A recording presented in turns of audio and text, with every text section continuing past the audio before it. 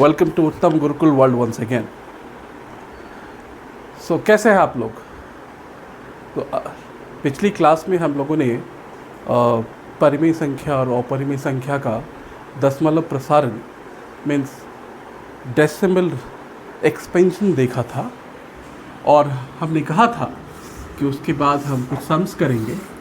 लेकिन सवाल करने से पहले कुछ छोटी कॉन्सेप्ट्स हैं, उसको भी क्लियर कर लेते हैं।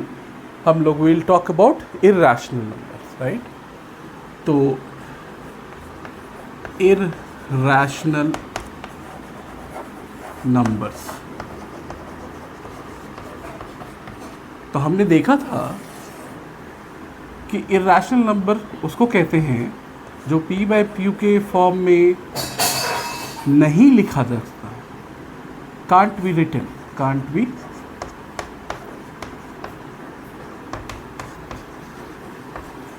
p/q के फॉर्म में नहीं लिखा जा सकता है।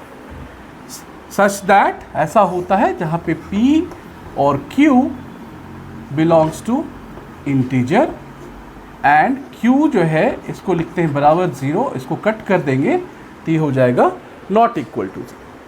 तो ऐसी संख्याएं जिनको p/q के फॉर्म में नहीं लिखा जा सकता, इस फॉर्म में कंडीशंस ये हैं, तो उस संख्याओं को हम लोग अपरिमेय संख्या या इर्रेशनल नंबर्स कहते हैं। करेक्ट? कौन कौन से इर्रेशनल नंबर्स हैं हमारे पास? तो हमने ये भी देखा था दशमलव प्रसारण में कि ऐसी संख्याएं, ऐसा फ्रैक्शंस जो फ्रैक्शंस के फॉर्म में हों, अगर हम उसको डिवाइड करते हैं, डिवीज़न लगाते हैं, तो दो तरह की बातें हो सकती हैं। कौन कौन सी बातें? पहली कि उसका शेषफल रिमाइंडर 0 हो सकता है। इसका मतलब किसी संख्या में अगर हम भाग देते हैं तो दशमलव के बाद, कुछ गणनाओं के बाद, कुछ कैलकुलेशंस के बाद उसका रिमाइंडर 0 हो जाता है।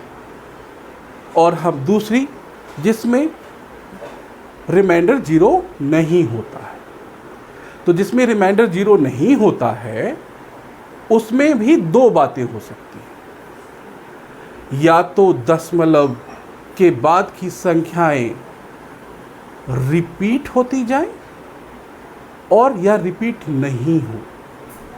करेक्ट?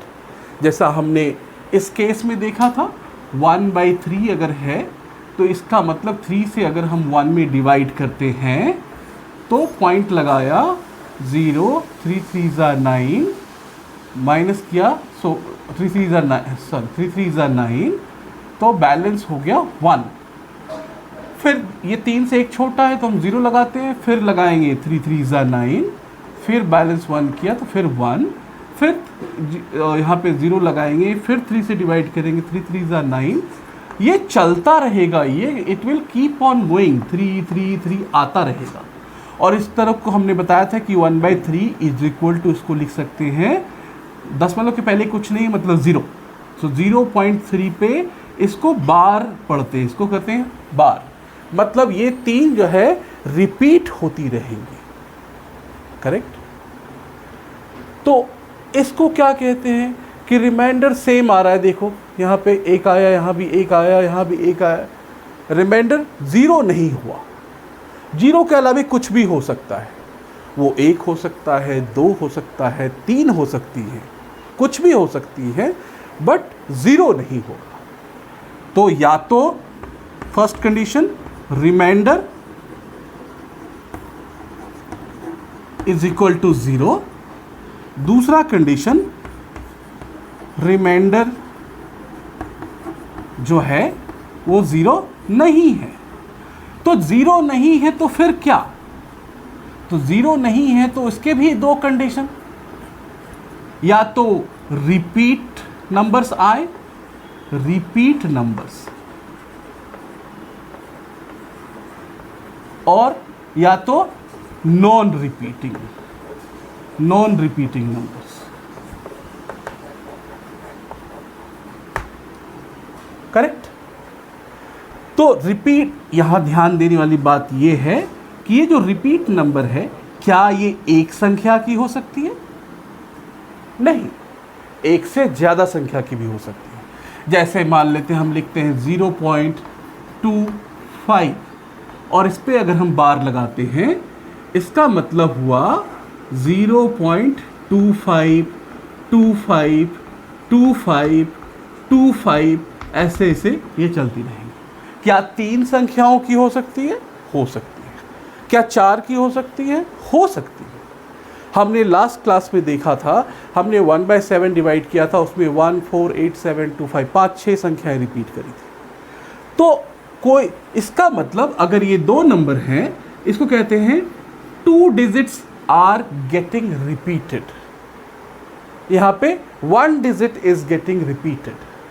तो ये कुछ भी हो सकता है, बट कंडीशन इज दैट, सो इसका मतलब रिपीट नंबर्स में एक संख्या हो सकती है, 2 संख्या हो सकती है, 3 भी हो सकती है, 4 भी हो सकती है, जैसा डिवीजन होगा वैसा होगा। But the main point is कि जब ये रिमाइंडर 0 नहीं होगा तो या तो संख्याएं रिपीट हो रही हैं या क्या हो सकती है, या तो रिपीट नहीं करें बट तो या तो रिपीट नहीं करें। सो इन दोनों कंडीशन को हमने देखा। पहला कंडीशन जो रिमाइंडर 0 था, वहाँ पे जैसे मान लेते हैं ये 7/8 हम करते हैं।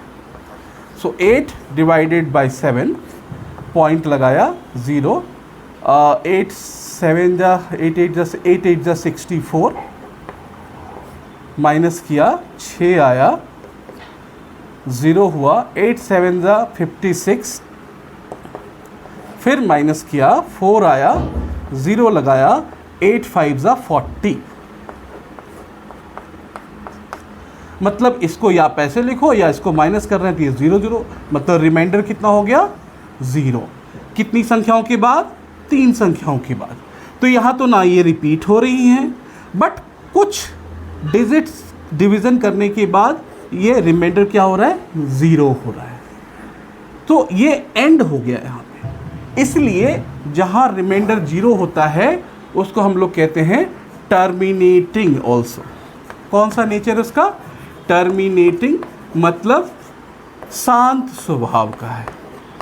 शांत, नॉट स्वभाव, इसको कहते हैं शांत परिमेय संख्याएं। करेक्ट।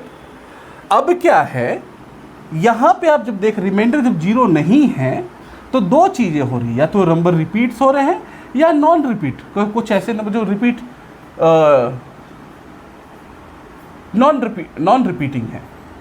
तो ये दोनों जो है ये किसके अंदर आएंगे? ये अंदर आएंगे नॉन टर्मिनेटिंग।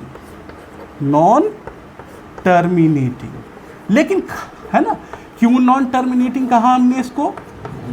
क्योंकि ये एंड नहीं हो रही है। डिवीजन करते जाओ चलता जाएगा, डिवीजन करते जाओ ये ब्लॉक चलते जाएंगे। उसी तरह बहुत सारी संख्याएं हैं जो नॉन टर्मिनेटिंग हैं, लेकिन वो नेचर कैसा है उसका? Non repeating. और बहुत सारी संख्याएं हैं जो नॉन टर्मिनेटिंग है बट नेचर कैसा है? रिपीटिंग है। सो नॉन टर्मिनेटिंग और रिपीटिंग, तो ये वाले 2 ब्लॉक, एक मिनट में चॉक कलेक्ट कर लेता हूं, जस्ट सेकेंड। सो ये जो है रिमाइंडर 0 और रिपीटिंग जो है ये होते हैं रैशनल नंबर्स। ये हमने देखा।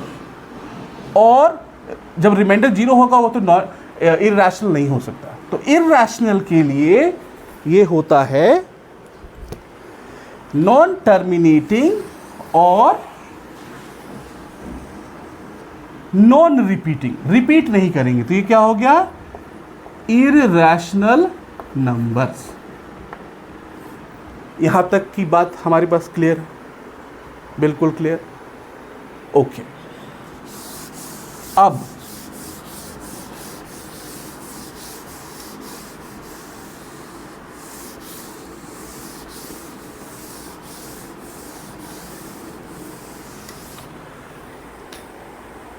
इरैशनल नंबर्स, जैसे मैंने कहा, पी वाई क्यू के फॉर्म में नहीं लिख सकते, करेक्ट, क्योंकि वो नॉन रिपीटिंग होती है नेचर। कहाँ तक जाएंगी? जैसे हम मान लेते कोई नंबर है 0.75 अगर लिखते हैं, तो अगर इसको सॉल्व करना है तो क्या होता है, ऐसे लिखो 0.75, इस पॉइंट को हटाते हैं तो नीचे क्या आता है 1, और इसके बाद कितनी संख्याएं हैं 1 और 2, तो 2 शून्य डाल दीजिए, तो ये हो गया 75/100। अब ये कट सकता है, कॉमन फैक्टर है, 25 3 जा 75, 25 4 जा, सो ये हो गया 3/4। ये p/q के फॉर्म में है, और क्या है, इसी नंबर को हम डिवाइड करेंगे तो हमें ये मिलता है, तो ये मिला, तो ये क्या है, ये कुछ डिवीजन होने का यहाँ पे ये रुक गया। आप देख लो, 4 को डिवाइड करो 3 से, 0.047 जा 28, माइनस किया 2045 जा 20, तो रिमाइंडर कितना हो गया 0। इसको ऐसे लिखो, चाहे आप कट करके लिखो, रिमाइंडर 0। तो जो टर्मिनेटिंग नेचर की हैं उसको हम p/q के रूप में दिखा सकते हैं। इसलिए हम कहते हैं कि ये नंबर, अगर ये नंबर रैशनल है तो ये नंबर भी रैशनल है, राइट। इररैशनल की बात करते हैं। इररैशनल में जैसे मान लेते हैं, मैं एक संख्या लिखता हूं 0.1, 1 की बाद एक शून्य दिया, एक डबल हुआ, फिर 3 हो रहा है, 2 हो रहा है, फिर 2 दिया, फिर ये 3 हो गया, फिर ये 3 हो गया, फिर ये 4 हो गया, ऐसे ऐसे जा रही है, रिपीट नहीं हो रही है। आप कह सकते 0 0 0 ये रिपीट हो रही, नहीं। क्या ये रिपीटिशन 0, अगर 2 0 है तो क्या यहाँ भी 2 0 है? नहीं। क्या यहाँ पे 2 1 है तो क्या यहाँ भी 2 1 है? नहीं। बट इस तरह की संख्या आप लिख सकते हैं। तो जब इस तरह की संख्याओं को कितनी भी देर तक लिख सकते हैं, तो इसको पॉइंट हटाकर फिर उसको लिखना, उसको कैलकुलेट करना, इट इज़ डिफ़िकल्ट। मतलब, और हम कैलकुलेट नहीं करेंगे क्योंकि इस तरह की संख्या चलती रहेंगी और ये एंड नहीं कर रही है, रिपीट नहीं कर रही है। तो इसको क्या कहेंगे? Irrational numbers. सो दो बिंदुओं के बीच अगर आप सोचोगे तो दो बिंदुओं के बीच, दो संख्याओं के बीच असंख्य, अनगिनत रैशनल और इररैशनल नंबर हो सकते हैं, राइट। इररैशनल नंबर का जो एग्जाम्पल है एक्चुअली वेरी कॉमन, जो आपके टेक्स्ट बुक दिया है, जैसे √2, √3, √5, जितने भी स्क्वायर रूट वाली संख्याएं हैं, ये सारे जो हैं इररैशनल नेचर में हैं, क्योंकि इसके पॉइंट, इसका जो मान है √2 की जो वैल्यू आप जब निकालेंगे वो एंड नहीं करता है।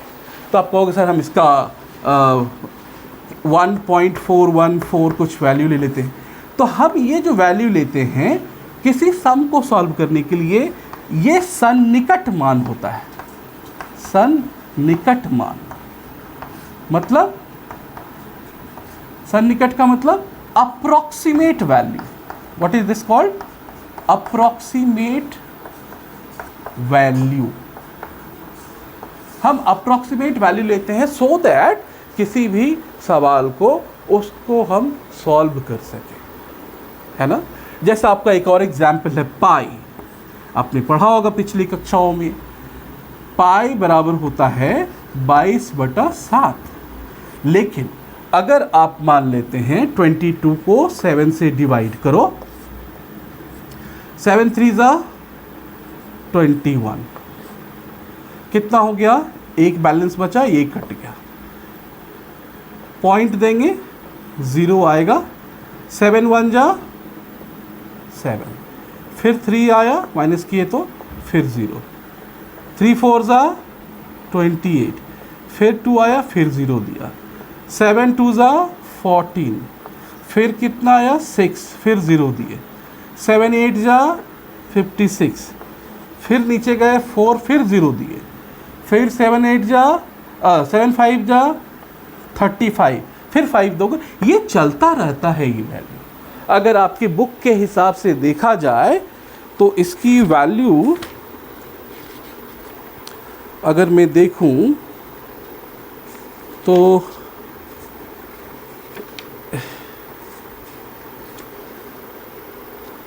हाँ, ये देखिए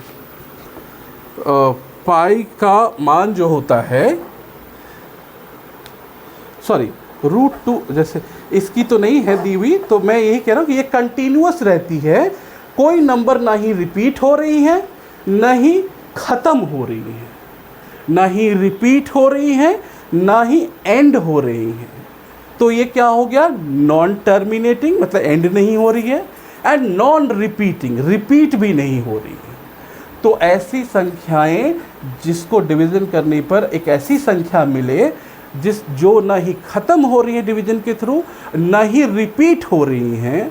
तो रिपीट को हिंदी वाली भाषा में कहते हैं आवर्ती नहीं हो, आवर्ती नहीं मतलब रिपीट, रेकरिंग नहीं है, तो रिपीट नहीं हो रही है। तो इस मान को हम लोग कहते हैं क्या, ये जो वैल्यू जो आई ये कहेंगे कि एक इर्रेशनल नंबर है। करेक्ट, ये एक इर्रेशनल नंबर है। √2 का जैसे आपकी बुक में दिया हुआ है, देखो 1.41435623737095 ऐसे ऐसे करते दिया हुआ है, मतलब कि ये चल ही रही है, ये डिवीज़न चल ही रहा है। It is not ending and there is no clear pattern कि इसमें से कोई नंबर रिपीट हो रहे हैं। करेक्ट, तो ऐसी संख्याएं जो एंड भी नहीं हो रही है, रिपीट भी नहीं हो रही है, उनको क्या कहेंगे, उनको कहेंगे अपरिमेय संख्या। और तो इसका बेस्ट एग्जाम्पल क्या है अपरिमेय संख्या का, क्योंकि ये एंड नहीं हो रही तो इसको p/q में लिखना भी मुश्किल है, क्योंकि कहीं एंड हो तब तो नीचे मैं इसको पॉइंट हटा के नीचे 1 डालूं, फिर उतने 0 डालूं, फिर उसको सॉल्व करूं तो कुछ आएगा। ये एंड ही नहीं हो रही। तो इसका बेस्ट एग्जाम्पल है आपका स्क्वायर रूट की वैल्यू जो होती है, √2, √3, √5, राइट। ये सारी जो वैल्यूज़ हैं रूट की वैल्यू, ये सारे क्या कहलाते हैं, इर्रेशनल नंबर। यहाँ तक की कहानी शायद क्लियर हो गई होगी आपको। अब देखिए, अभी यहाँ एक चीज़ और देखा आपने, बोला आप बोल सकते हो कि उत्तम √3, √2, √3, √5 ये इसमें √4 नहीं है, राइट, है ना। तो √4 इसलिए नहीं है क्योंकि ये परफेक्ट स्क्वायर है। क्या मतलब हुआ परफेक्ट स्क्वायर का? परफेक्ट स्क्वायर का मतलब परफेक्ट स्क्वायर का मतलब होता है ये नीचे अंदर वाला नंबर क्या किसी प्राकृत संख्या का स्क्वायर करने पे आता है क्या? हाँ आता है भाई, आप कहोगे हाँ आता है। 2 का अगर स्क्वायर करेंगे तो क्या आएगा, 4। 3 का स्क्वायर करेंगे तो क्या आएगा, 9। लेकिन क्या 3 लिखने के लिए कोई एक ऐसा नंबर है जिसका हम स्क्वायर करेंगे तो 3 आएगा? कोई नंबर नहीं है। करेक्ट, कोई नंबर नहीं है। तो ये 3 जो √3 यहाँ पे है ये क्या है, इर्रेशनल है। लेकिन 4 इसका स्क्वायर मिलता है, इसलिए क्या इसको निकालेंगे तो इसका आंसर 2 आएगा। और 2 क्या है, एक नेचुरल नंबर, और ये क्या है, एक परिमेय संख्या भी है। क्यों? क्योंकि 2 को हम 2/1 तो लिख ही सकते हैं, और जब ये लिखेंगे तो इससे कंपेयर करो PQ, और जहाँ पे Q जो है 0 नहीं होनी चाहिए, और P और Q क्या है, इंटीजर्स हैं। तो देखो P की वैल्यू क्या हो गई, 2, Q की वैल्यू क्या हो गई, 1, और जो Q है 1, क्या ये 0 के बराबर है, नहीं, ये नॉट इक्वल टू 0। तो 2/1, 2 को 2/1 लिख सकते हैं, और इसलिए ये p/q के रूप में है। तो ये एक नेचुरल नंबर भी है और एक परिमेय संख्या भी है। बात समझ में आई? So but you guys are champions, right. आपको कॉन्सेप्ट सीखो कि चीज़ें कैसे हुई, कहाँ से आई। एग्ज़ाम में डोंट रन आफ्टर दिस, ठीक है, कि मुझे इतने लाने हैं। ये आप कॉन्सेप्ट सीखोगे, ये अपने आप आ जाएंगे। आपको कॉन्सेप्ट सीखना, हो सकता है कभी कुछ पढ़ाते समय मैं कुछ चीज़ें छूट जाती है, तो मैं अपने अगले लेक्चर में उसको करेक्ट करता हूँ कि भाई ये चीज़ें मैंने नहीं बताई थी। लेकिन मेरा उद्देश्य, my aim is to make you learn, कि आज आपने ये चीज़ सीखी और जो आप सीखोगे वो आपके साथ ही रहेंगी, उसे कोई चुरा नहीं सकता। करेक्ट? सो सीखने की कोशिश हमेशा होनी चाहिए, और समझ के सीखना वो एक ऐसी चीज़ होती है जो आपके साथ हमेशा रहेंगी। चाहे आज आपने सीखा इरैशनल क्या कहते हैं, तो ये कॉन्सेप्ट अगर आपने ये नहीं कह रहा हूँ कि आप मेरी वीडियो से सीख रहे हैं, मैं सिर्फ एक माध्यम हूँ, मैं एक मदद कर रहा हूँ आपको।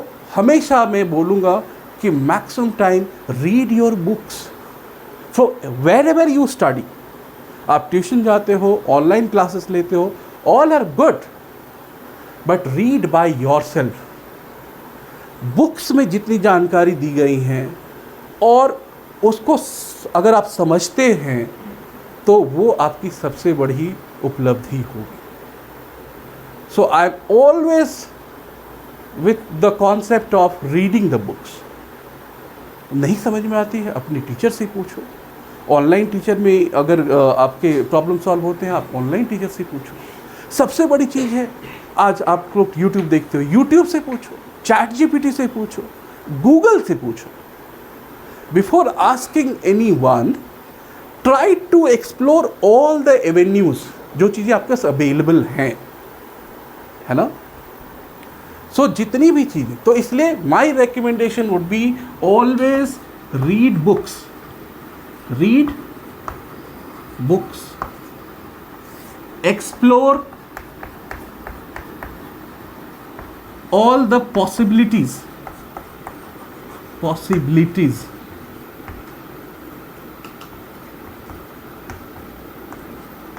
like chat GPT. मैं आपको प्रमोट नहीं कर रहा हूं, कॉन्सेप्ट सीखो। चैट जीपीटी को आप सवाल का आंसर देखने के लिए यूज मत करो। Don't ever use ChatGPT to get the answer, use ChatGPT to understand the concept. Let's say if you want to say ChatGPT को आप कहते हो परिमेय संख्याएं, explain me step by step and consider myself as let's say class 9 student और class 7 student और class 8 student, और उसमें फिर सजेशंस आते, क्या इसको और मैं डिटेल में समझाऊं, और डिटेल में समझाऊं। आप उस तरह से उसको सीखने, सवाल बनाने के लिए कोशिश मत करो, सवाल का आंसर निकालने के लिए कोशिश मत कीजिए। Use Google. When all these things you have done, तब भी आपको समझ में नहीं आ रहा है, तो अपने शिक्षक से उसके बारे में चर्चा करें, उसको समझने की कोशिश करें, बट अपने दिमाग को, अपने जो एक्टिव माइंड है उसको क्रिएटिव बनाइए कि मैं खुद इसको समझ सकता हूँ। Right? So my take would be, please read books, first thing. Okay, coming back to the lecture. So class में आते, तो जितने भी रूट वाली संख्याएं हैं ये क्या होंगी, इरैशनल नंबर होगी। बोलेगा क्यों? क्योंकि इसके जो डेसिमल रिप्रेजेंटेशन हैं वो क्या होते हैं, non repeating and non ending, non terminating. ठीक है, अगर वो डेसिमल रिप्रेजेंटेशन में एंड हो गया या वो रिपीट ब्लॉक्स आ रहे हैं तो फिर वो रैशनल हो जाए। और दूसरी बात जो मैंने बताई, इसमें रूट 4 नहीं होगा। और क्या नहीं होगा, रूट 9 होगा क्या, ये भी नहीं होगा, क्योंकि रूट 9 को 3 लिखते हैं, 3 फिर आपका है 3/1, ये हो गया रैशनल नंबर, तो ये नहीं है। तो रूट 2, रूट 3, रूट 5, रूट 6, है ना, रूट 7, रूट 8, 9 नहीं होगा, √10। ये सारी चीजें स्पेशली आप जान लो कि ये क्या है, सारे इर्रेशनल नंबर्स। करेक्ट? ओके। मैं हमेशा कहता हूं कि मैं आगे जा रहा हूं, फिर से मैं तो पुरानी चीज़ों को आपको हर नए तरीके से समझाने की कोशिश करता हूं, but it is for your best so that you can develop the concept. Concept is very, very important. And I always say, you do online teaching, you do offline teaching, you go to class, but always I will recommend that read the books, what is written in the books. That is very important. And I hope you all are doing the same. If you really want to be a champion, if you really want to be a champion of yours, so try to compete with yourself. अपने आप से compete करें कि आज मुझे यहाँ इतनी चीज़ें आती हैं, कल मैंने क्या ऐड किया तो मुझे और कितनी चीज़ें मैंने ऐड की अपनी लाइफ में, क्या नया सीखा। And that will only come through reading the books. मैं नहीं कह रहा हूँ सिर्फ मैथ्स की, आपको और कुछ भी जानना है, हिस्ट्री पढ़ना है, हिस्ट्री में पढ़ो, बुक्स पढ़ो, बुक्स से पता चलती है, उसमें अथाह जानकारी होती है, इमेंस नॉलेज।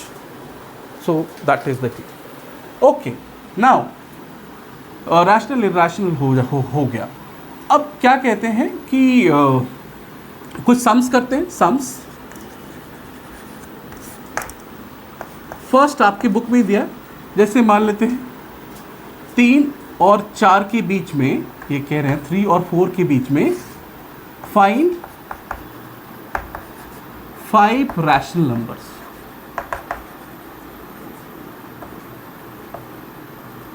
आपको पता है ये हो सकती है ना, क्योंकि नॉर्मली अगर आप देखोगे ये नंबर लाइन है, ये 0 कर दिया, ये 1 2 3 अगर ये हैं ऐसे 4 5, तो 3 और 5 के बीच अगर 4 के बीच अगर नंबर निकालनी है तो आप क्या करते हो, जब भी एक नंबर अगर आपको निकालने के लिए कहा जाए किसी भी 2 पॉइंट के बीच में, किसी भी 2 नंबर के बीच में, if you are asked to find 1 2 और 3, that is fine, you simply do the division.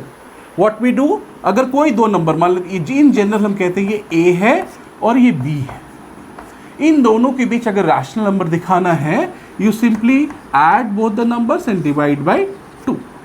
So if we add this number 3 plus 4, 7 by 2 is equal to 3.5. Of course आपको पता है कि 3 और 4 का आधा क्या होगा, 3.5 होगा, 3.5, राइट। आप ये लिखो चाहे ये लिखो, बात एक ही है। करेक्ट? सो अगर आपको एक और नंबर दिखाना है तो आप ये करो, 3 और 4 ये है, तो अगर 3.5 और 4 के बीच में तो कोई होगा, इसको ऐड करके डिवाइड करो तो कितना हो गया, 7/2 डिवाइडेड बाय, मान लो मैं इनके और इनके बीच ले रहा हूँ 4, और फिर ये डिवाइड इसको करना है 2 से, तो क्या हो गया, ये तो एलसीएम होता है आपको पता है, मैं लिख देता हूँ। 2 एलसीएम लेंगे तो 2 से 2 डिवाइड होगा तो 7, प्लस यहाँ पे कुछ नहीं है तो 1 से 2 डिवाइड करेंगे 2 2 4 ज़ा 8, और नीचे ये 2 है तो 15 बाय, ये नीचे वाला नीचे आ जाता है, 2 × 2 बराबर 15/4, तो यहाँ पे इसके हाफ में कहीं 15/4 होगा। करेक्ट? सेम आप इस साइड भी कर सकते हो। तो आप इस तरह से नंबर्स, परिमेय संख्या, रैशनल नंबर, 2 चीज़ों के बीच आप निकाल सकते हो। बट अभी आपको क्या कहा कि 3 और 4 के बीच में 5 संख्याएं निकालो, तो ये बड़ा नंबर है, 3 4 से ज़्यादा है, जो मैं पहले कह रहा था। हो सकता है आपको 10 संख्याएं बोले, आपको कहे कि इसमें से आप 50 संख्याएं निकालो। क्या करोगे, हमेशा ये देखो, ये 3 है, इसके नीचे कुछ नहीं है तो क्या है, 1 है। ये 4 है, इसके नीचे कुछ नहीं है तो 1 है ना। तो हमेशा ऑलवेज रिमेंबर दिस। कितनी संख्याएं बोल रहा है इसने, कितनी संख्याएं बोला इसने निकालने के लिए, 5। तो इसको इन जनरल मान लो n की वैल्यू क्या है, 5। n मतलब कोई नंबर दिया रहा है, n की जगह अगर मान लो से 6 संख्या है बोला तो n की वैल्यू 6, अगर 10 संख्या है तो n की वैल्यू n की वैल्यू 10 हो गई। तो इससे एक बढ़ा लो, n+1 कितना हो जाएगा, 5+1 बराबर 6। तो अगर 5 निकालने के लिए बोल रहा है तो 6 वैल्यू लो। अगर मान लो यहाँ पे 10 संख्याएं बोल रहा निकालने के लिए तो n की वैल्यू कितना हो जाएगी, n+1 की वैल्यू कितनी हो जाएगी, एक बढ़ा करके 10 + 1 बराबर 11, है ना। और नियम पे हमेशा रूल पे याद रखो कि जब ऐसे ही हो जाए, जैसे अभी मान लो फिलहाल के केस में ये 6 है तो 6 निकालना है, तो उस चीज से इसको न्यूमरेटर एंड डिनोमिनेटर में सेम नंबर से मल्टीप्लाई कर देते हैं। 6 से यहाँ मल्टीप्लाई किया 6 से, इधर भी मल्टीप्लाई 6, इधर भी मल्टीप्लाई 6। क्या कुछ फर्क पड़ा क्या, नहीं। अगर 6/6 ऐसे भी ये कट गया तो बैलेंस तो यही बचा 3/4। तो कहने का मतलब ये है, अगर 36/6 अगर लोगे 36/6, तो इसको जब डिवाइड करोगे, सॉरी 36 माय बैड 18/6 को भी डिवाइड करोगे तो 3 ही आएगा। और ये मैथ्स में अलाउड है। हम आगे पढ़ेंगे, जब यूक्लिड ज्योमेट्री पढ़ेंगे तो उसके पहले भी बताया गया कुछ एग्जाम्स होते हैं स्वयं सिद्धि जो प्रूव्ड है ना, और कुछ ज्योमेट्री के लिए जो वैलिड है उसको कहते हैं कोरोलरी, राइट। तो किसी संख्या में अगर बराबर संख्या से गुना और भाग किया जाए तो इस ओरिजिनल संख्या पे कोई फर्क नहीं पड़ता। इतना कर दिया, अब क्या हो गया, 3×6 = 18/6 और इधर क्या हो गया 24/6, करेक्ट। अभी भी ये क्या है, 6×3 = 18, 3, 6×4 = 24। अब इसके बीच आप देखो लिख सकते हैं, always make the denominator same. To make the denominator same, take this concept. अब इसको 19/6 लिख सकते हो, 20/6 लिख सकते हो, 21/6 लिख सकते हो, 22/6 लिख सकते हो, 23/6 लिख सकते हैं। तो आ गई ना ये 5 संख्या इनके बीचों की, ठीक है। पहले क्या था, 3 और 4 के बीच में क्या, कुछ नहीं, 3 के बाद तो 4 ही आता है, बीच में कहाँ कुछ है, कुछ भी नहीं है। But the way we did, तो समराइज करते हैं, क्या करना है, 3 और 4 है तो इसके बीच क्या करेंगे, कितनी संख्याएं निकालनी है पर में वो देख लो। क्वेश्चन में 5 दिया है तो उससे एक बड़ा ले लो, 5 + 1 6। क्वेश्चन में अगर 10 दिया है तो एक बड़ा ले लो 11। उस जो नंबर आया, ये नंबर चाहे ये नंबर, उसको न्यूमरेटर में भी मल्टीप्लाई करो और डिनोमिनेटर में मल्टीप्लाई करो, दोनों साइड। और फिर आप देखो और उसके बीच की संख्या लिख दो। ये सारे क्या हो गए, 3 और 4 के बीच क्या हो गई, रैशनल नंबर्स, करेक्ट। क्लियर है, आई थिंक क्लियर होनी चाहिए। अब देखते हैं, अगर मान ले ऐसा ही नंबर दे दिया जाए 2/5 और 3/7 के बीच में, है ना, 5 रैशनल नंबर्स बताएं। कॉन्सेप्ट रिमेन्स सेम, या तो आप इसको खुद से आप कर सकते हो। अगर इसको मान लो डिनोमिनेटर इक्वल करने का क्या तरीका, 5 7 का एलसीएम भी ले लो, ये 35 आएगा। लेकिन जब 35 आएगा इसका मतलब नीचे डिवाइड करोगे तो 35 करने के लिए इसको 7 से मल्टीप्लाई करना है, 7 से मल्टीप्लाई किया, इसको भी 7 से किया, तो ये 14/35 हो गया। और इधर भी 5 से मल्टीप्लाई किया, इधर 5 से किया, तो ये हो गया 15/35।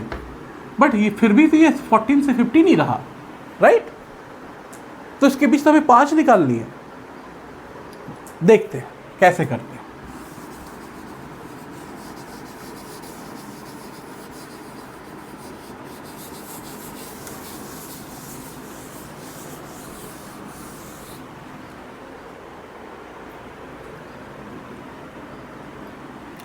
क्या कहा मैंने, उस कॉन्सेप्ट को भूल जाइए।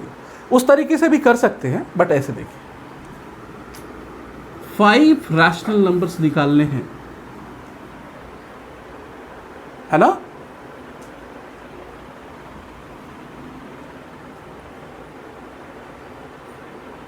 तो क्या करेंगे आप बताइए,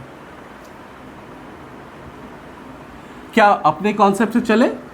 5 है तो n की वैल्यू कितनी होगी, 5 + 1 = 6। 6 से नीचे मल्टीप्लाई करो, 6 से ऊपर करो। यहाँ भी 6, इसके नीचे 1 है, 6 से नीचे मल्टीप्लाई करो, 6 से ऊपर मल्टीप्लाई करो। कितना हो गया 12/30। इधर कितना हो गया 18/30। क्या इसके बीच में 5 संख्या नहीं आएंगी क्या, देखते हैं। 13/30, 14/30, 15/30, 16/30, 17/30, तभी तो 18/30 आएगा। तो आ तो गई, आ गई ना, यही आपको चाहिए था। और भी तरीके हैं, but this is the best method. ठीक है, जितनी संख्याएं बोले उससे एक प्लस करो और उस नंबर से उसमें मल्टीप्लाई करो। ठीक है, तो ऐसे हम रैशनल नंबर किन्हीं दो संख्याओं के बीच, किन्हीं दो परिमेय संख्याओं के बीच, किन्हीं दो संख्याओं के बीच जो संख्या है, जैसे 3, 4 किया, उसको आप 3/1, 4/1 लिख सकते हो, राइट, आप निकाल सकते हो। करेक्ट। लास्ट हमने एक सवाल किया था x = 0.3, तो एक और लेते हैं, जैसे 0.27 है। अब ये कह रहा है क्या इसको आप परिमेय संख्या के रूप में व्यक्त कर सकते हैं। तो बैक टू स्क्वायर, जो मैंने परिमेय संख्या समझाई उस कॉन्सेप्ट पे जाओ। वो कॉन्सेप्ट क्या कहता है कि कोई भी नंबर अगर डेसिमल प्रेजेंटेशन भी हैं तो रिमाइंडर 0 है, तो यहाँ तो पता नहीं चला रिमाइंडर 0 है नहीं है, मुझे नहीं पता। क्या ये डेसिमल के बाद रिपीट हो रही हैं ब्लॉक्स में? हाँ, ये है। जब ये है तो इसका मतलब इसको हम p/q के फॉर्म में लिख सकते हैं। तो कैसे लिखते हैं वो देखते हैं। बट ये हमें तो इसको कुछ मान लेते हैं कि ये इस वैल्यू को कुछ, तो इसके बदले जो वैल्यू p/q आएगी उसको कुछ मान लेते हैं, क्योंकि अभी मुझे नहीं पता। जैसे अभी ये छोटी संख्या है तो आप बोलोगे 0.27 है, इसको पॉइंट हटाएंगे, 100 से डिवाइड करेंगे, बहुत सारी चीज़ें आएंगी। लेकिन चूंकि ये 27 तो है नहीं, रिपीट हो रही है, तो कटने के बाद क्या नंबर आएगा, रैशनल नंबर, वो क्या है वो हमें नहीं पता, राइट। इसलिए हम मान लेते हैं इसको लेट x बराबर दिस वन, x बराबर दिस वन। करेक्ट। तो जब x, इसको ऐसे लिख सकते हैं तो इसको तो ऐसे भी लिख सकते हैं ना, = 0.27 27 27 27। कितनी बार लिखो क्या फर्क पड़ता है। इसको इक्वेशन 1 ले लिया, इसको एक, चूंकि x = इतना लिख सकते हैं, कोई इसमें प्रॉब्लम नहीं। हमने कॉन्सेप्ट में पढ़ा है कि रिपीटिंग नेचर है तो वो ऐसे ही आते जाएंगे। और मैंने ये बताया था कि जब पॉइंट के बाद कितनी संख्याएं, अगर एक संख्या है तो अगर 1 डिजिट है, पॉइंट के बाद 1 डिजिट है तो उसको 10 से मल्टीप्लाई करो, 2 डिजिट है तो उसको 100 से करो, 3 है तो 1000 से करो। क्यों करते हैं? क्योंकि इसका सब्ट्रैक्शन सही से हो पाए। तो ये इतनी चीज़ याद रखनी है। तो अभी क्या है, ये 2 डिजिट हैं इसके पास, देखो 1 2, तो किससे मल्टीप्लाई करेंगे? 100 से। सो लिखेंगे मल्टीप्लाइंग बोथ साइड्स बाय 100, क्योंकि 2 संख्या है। तो मल्टीप्लाई करो इसको, कितना हो जाएगा 100x = जब मल्टीप्लाई करेंगे 100 से इसको, तो ये पॉइंट जो है जितनी संख्या 0 है उतना आगे खिसक जाएगा। आप ऐसे देखो ना, यहाँ पे जैसे मान लेते 0.23 है, इसको अगर 10 से मल्टीप्लाई करो तो क्या होता, तो मल्टीप्लाई करके हम डिवीजन कर लेते हैं। मान लो ये हटाया, ये 100 हो गया, ये कट गया, तो 23/10 कितना आ गया 2.3। तो ये 0 से कहाँ खिसक गया, इधर आ गया। तो सेम वे 100 से करेंगे तो ये 2 खिसक जाएगा, तो 1 2, तो ये हो जाएगा 27 पॉइंट। यहाँ तो आगे उसके बाद क्या बचा है, यही बचे है ना, तो लिख दो 27 27 27। इसको इक्वेशन 2 मान लेते हैं। अब क्या करते हैं, 2 में से 1 को माइनस करो, इक्वेशन 2 माइनस 1, तो इसको लिखो 100x, है ना।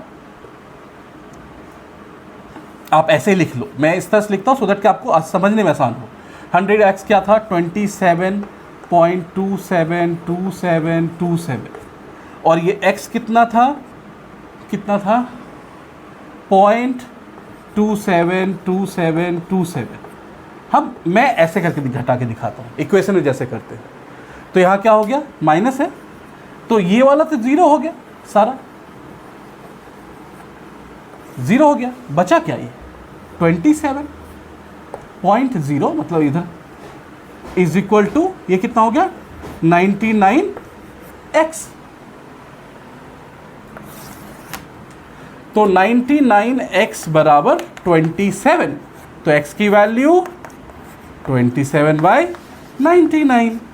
तो ये जो वैल्यू थी, जो हमको पता था बाय डेफिनेशन की रैशनल नंबर है, इसको ये कैसे आया, ये इसको डिवीजन करने के बाद आया।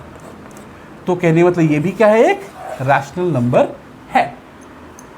Got it, thank you. Okay, तो ये हो गई आपकी डेसिमल रिप्रेजेंटेशन को रैशनल नंबर के फॉर्म में कैसे हम निकालते हैं, ठीक है। ओ, तो ये परिमेय और अपरिमेय संख्याओं की कहानी हुई, और इस पे और सारे सवाल बनते हम करेंगे, लेकिन उसके पहले मैं एक कॉन्सेप्ट इंट्रोड्यूस कर दूं, जिसको कहते हैं कुछ आइडेंटिटीज़ होती हैं। आइडेंटिटीज़ का मतलब होता है जो हमेशा वैलिड हो। जैसे आपने पिछली का 8 क्लास में पढ़ा होगा, a + b का स्क्वायर बराबर a² + 2ab + b², ये हमेशा वैलिड है, ये कभी चेंज नहीं होती है, राइट। तो उसी तरह आपकी कक्षा में एक और चीज़ दी गई है, उसको कहते हैं identities on square roots. Square roots की कुछ आइडेंटिटीज होती है, मतलब जो नियम है ये आपको याद रखनी पड़ेगी, वो बट याद करनी होती है, अपने आप पता चल जाएगा, तो वो ऑलवेज वैलिड है।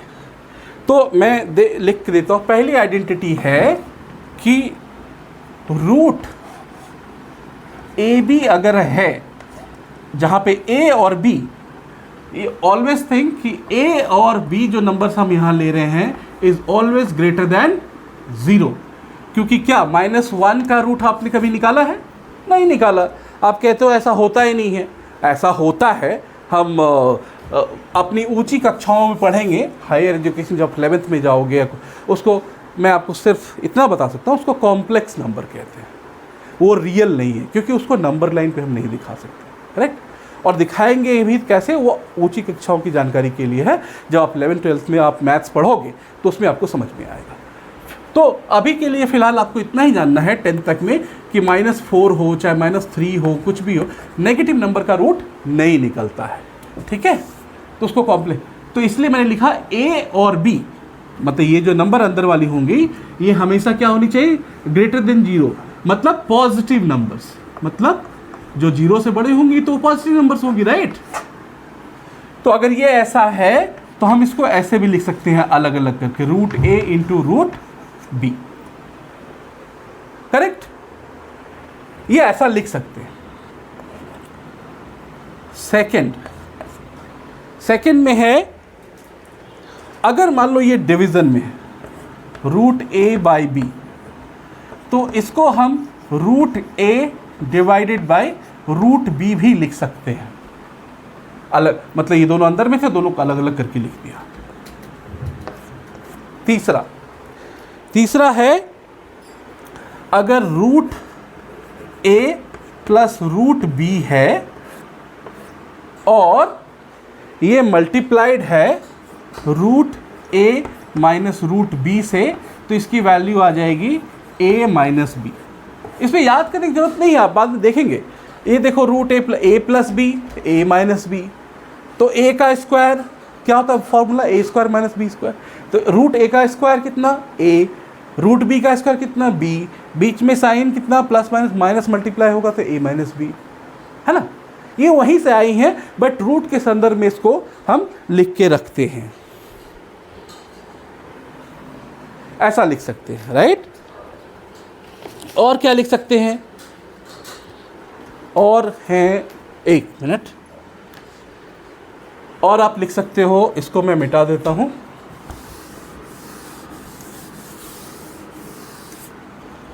नंबर 3, और क्या लिख सकते हैं,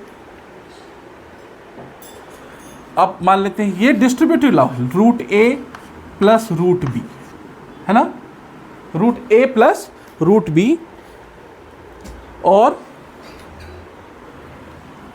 ये मल्टीप्लाइड है root c plus root d। तो इसको क्या कर सकते हैं, इसको अलग अलग लिख सकते हैं। रूट a को मल्टीप्लाई करो पहले किससे, c प्लस d से, रूट a को मल्टीप्लाई कर दिया रूट c प्लस d से, ऐसे भी लिख सकते हैं। और फिर प्लस साइन है, रूट b को किससे मल्टीप्लाई करो, इससे, तो रूट c प्लस d। अगर आप इसको और ओपन करोगे तो क्या हो जाएगा, रूट a इंटू रूट सी, मतलब ये इससे मल्टीप्लाई फिर ये इससे मल्टीप्लाई, है ना, d है ये, plus root a into root d, plus अब ये b वाला इससे फिर ये इससे, root b into root c plus root b into root d। तो ये सिंपल ओपन, ये this is what you have learned in class 8 और 7। इसको कहते हैं डिस्ट्रीब्यूटिव लॉ। मतलब अगर सिंपल में अगर देखोगे a प्लस बी अगर है और c प्लस डी अगर है, तो हम क्या कर रहे हैं, क्योंकि दोनों के बीच कुछ नहीं तो मल्टीप्लाई है, तो हम क्या कर रहे हैं कि a को एक बार इस, अब जैसे मान लो ये एग्जाम्पल 4 और ये है 3 प्लस 2, तो इसका मतलब क्या होता है कि इसको हम ये दोनों से, इससे भी मल्टीप्लाइड है और 4 इससे भी मल्टीप्लाइड है। देखो लिख करके, 4 इंटू 3 प्लस है 4 इंटू 2 12 प्लस 8 20, राइट। अब इसको ऐसे भी लिख के देखो, 3 प्लस 2 5 मल्टीप्लाइड बाई 4 कितना आ रहा है 20, है ना। तो कभी कभी कैसे लिखते हैं उससे सवाल बनाने में हमें मदद मिलती है, राइट। तो उसी तरह जैसे ये वाले हैं, a इससे मल्टीप्लाइड होगा c से भी और d से भी, फिर b c से ही मल्टीप्लाइड होगा, b d से ही मल्टीप्लाइड होगा, वही चीज़ यहाँ पे हो रही है, ठीक है। तो ये सारे जो है आइडेंटिटीज रूट के लिए भी वैलिड है, ये कहा जा रहा है। और एक है मेरे ख्याल से root a plus root b का स्क्वायर कर देंगे, ये 5, तो इसको लिख सकते हैं a का square plus 2 root a root b plus b का स्क्वायर, नहीं ये b होगा, रूट b, ये भी a होगा, ठीक है। तो ये भी लिख सकते हैं। तो ये सारी आइडेंटिटी को डायरेक्ट हम यूज़ करेंगे आगे अपने अगले क्लास में। आज की क्लास थोड़ी फिर से लंबी हो गई, बट मैं चाहता हूँ कि आप कॉन्सेप्ट क्लियर रखें। तो आज के लिए again thank you who all are seeing this, watching this channel. Thank you and keep shining. Before that, keep reading. Keep reading, keep signing.